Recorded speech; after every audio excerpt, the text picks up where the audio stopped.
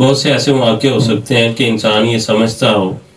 کہ والدین کو اس بارے میں صحیح علم نہیں ہے اور مجھے اس بات کا پتہ ہے. ایسے حالات میں بھی میں سمجھتا ہوں کہ اسلامی تعلیمات سے یہی سمجھ آتی ہے کہ اگر انسان اس نیت سے کہ میں والدین کی بات کو مقدم رکھتے ہوئے انسان عمل کر لے تو اللہ تعالیٰ اس میں بھی انسان کو نقصان نہیں ہونے دیتا، بچا لیتا ہے اور برکت دیتا ہے ایسی چیزوں میں. اور اس وجہ سے انسان کو یوں سمجھ کے، کیونکہ یہ ہر دور میں یہ جو عمروں کا فرق ہے اور سیکھنے سکھانے کا فرق ہے، اس میں یہ مسائل درپیش آتے ہی ہیں کہ بچے جب ایک عمر تک وہ یہ کہتے ہیں اور یہ قائم ہوتے ہیں سارے یہ دنیا کہ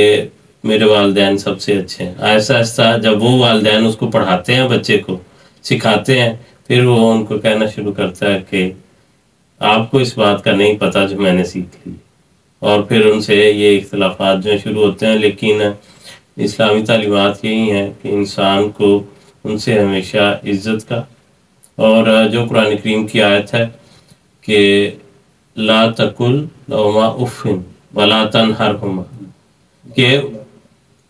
کہ ان کو جھڑکنا نہیں اور ان کو اف تک نہیں کہنا. ان کی جھڑکنے کا موقع تبھی آئے گا جب آپ کے سامنے اختلاف پیدا ہوگا، دونوں میں رائے میں اختلاف پیدا ہوگا، جو ہے وہ اسی موقع پہ یہ ایسا ہوگا. آپ سمجھتے ہوں گے یہ بات درست نہیں ہے جو والدین کر رہے ہیں، اور جو میں سمجھ رہا ہوں وہ درست ہے. تبھی موقع آئے گا کہ آپ ان کو جھڑکنے کا سوال پیدا ہو تو اس موقع فرمایا کہ ان کو جھڑکنا نہیں، بلکہ جو ہلکا سا جو اظہار ہے کہ جو افسوس کا یا تنگی کا اف کہہ کے جو اظہار کیا جاتا ہے اس سے بھی منع کیا. اس لیے دنیاوی معاملات میں جیسے ان کا آپ صاحب نے وضاحت فرمائی ہے کہ کوئی ایسا موقع آتا ہے تو انسان کو صبر سے اور اللہ تعالیٰ کی رضا کی خاطر اور اس حسن سلوک کو مد نظر رکھتے ہوئے، اس نیکی کو مد نظر رکھتے ہوئے کہ جب انسان کی اپنی کوئی حیثیت نہیں تھی اور وہ کلیتاً ان کے رحم و کرم پر تھا، خدا کے بعد وہ دنیا میں جس ہستی کے رحم و کرم پر تھا وہ اس کے والدین ہیں جنہوں نے سارا کچھ اس کے لیے کیا، اور ہمیشہ بڑی باتوں میں بھی اور چھوٹی چھوٹی باتوں میں بھی قربانی دیتے ہیں. کہ کسی کا قول میں پچھلے دنوں مطالعہ کر رہا اس میں پڑھا، اس نے کہا کہ مجھے محبت کے اور قربانی کے معنی اس وقت سمجھ آئے جب ہمارے پاس 3 سیب تھے اور ہم 3 بہن بھائی اور میری والدہ تھیں. 4 لوگ تھے اور 3 سیب تھے، تو میری والدہ نے کہا کہ یہ ایک ایک تم تینوں لے لو، مجھے تو سیب ویسے پسند ہی نہیں. کہتے ہیں اس سے مجھے سمجھ آئی کہ محبت کیا ہوتی ہے والدہ. حدیث یہ جو آپ نے واقعہ بیان کیا، حدیث میں بڑی خوبصورت مثال حضرت عائشہ رضی اللہ تعالیٰ عنہ نے اس کا نظارہ دیکھا اور اتنا بھایا وہ نظارہ، اتنا اچھا لگا کہ جب حضور صلی اللہ علیہ وسلم گھر تشریف لائے تو حضرت عائشہ نے وہ سارا نظارہ حضرت صلی اللہ علیہ وسلم کی خدمت میں پیش کیا. حضرت عائشہ نے عرض کی کہ حضور آج ایک خاتون میرے پاس آئی اور غریب تھی اور اس کے ساتھ 2 بچیاں تھیں، اور اس نے کچھ کھانے کے لیے طلب کیا تو میرے پاس 3 کھجوریں تھیں، تو میں نے وہ 3 کھجوریں ان کو دے دیں.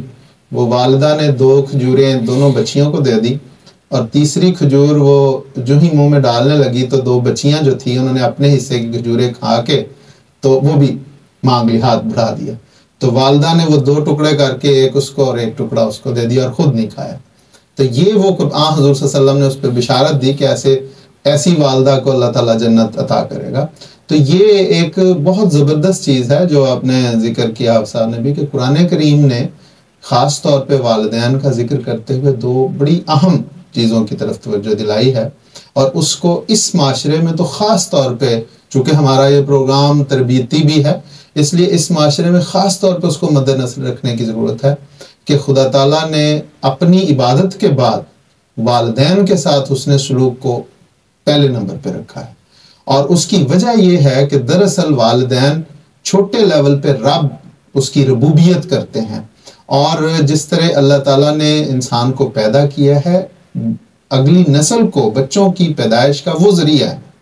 اور دوسری جگہ قرآن کریم نے جو حافظ صاحب نے وہ آیت بھی پڑھی کہ حملتہ امہ وہنا علی وہن،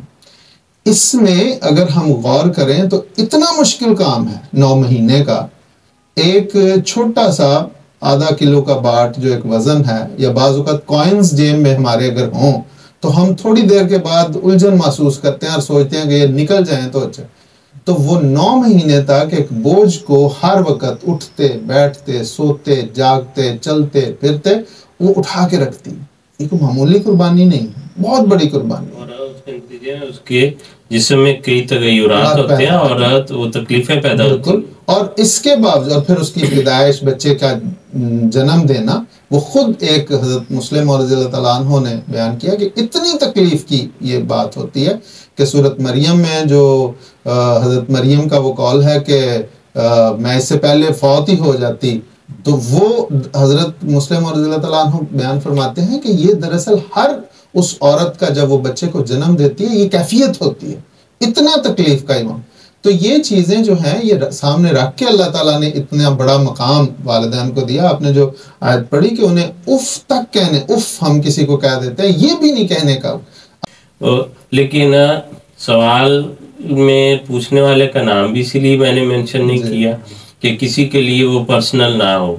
کہ ان کے متعلق، لیکن سوال میں سے اس کے الفاظ میں سے ایک ایسی سمیل جو ہے وہ آتی تھی کہ گویا کہ والدین جو ہے وہ ہر بات ان کی کو ماننی ضروری تو نہیں ہے. اس لیے چاہتے ہیں کہ ضرور اس پہ وضاحت سے جو ہے وہ پیش کر دیں اور معاملہ جو ہے وہ کھول دیا جائے ہر طرح سے.